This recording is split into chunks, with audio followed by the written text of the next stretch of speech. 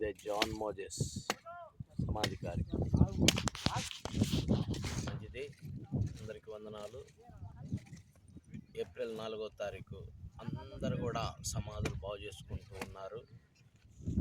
రేపు అనగా 5వ తారీఖు పునరుత్థానపు పండుగ ఈస్టర్, అంటే 2026 సంవత్సరాల క్రితం ప్రభువైన యేసుక్రీస్తు గుడ్ ఫ్రైడే రోజు చనిపోయి ఈస్టర్ రోజు పునరుద్ధానుడయ్యాడు. అనగా నిన్నటి దినం గుడ్ ఫ్రైడే, ఈరోజు సమాధులు అందరూ బాగు చేసుకుంటారు. రేపు పునరుద్ధానం అని అందరూ ఈ సమాధులు నామకార్థంగా మాత్రమే చేసుకుంటారు. కానీ నిజమైనటువంటి పునరుద్ధానం ఏంటంటే యేసుక్రీస్తుని నమ్మి మారు మనసు పొంది బాప్తిసం పొందిన వారు ఖచ్చితంగా పునరుద్ధానులు అవుతారు. ఎప్పుడంటే యేసుక్రీస్తు మధ్యాకాశంలోకి వచ్చి బోర ఊదినప్పుడు ఖచ్చితంగా పునరుద్ధానంగా లేపబడతారు. వాళ్ళకి మాత్రం నిత్య జీవం, నమ్మిన వారికి మాత్రం నిత్య జీవం, నమ్మని వారికి శిక్ష మాత్రం ఖాయం.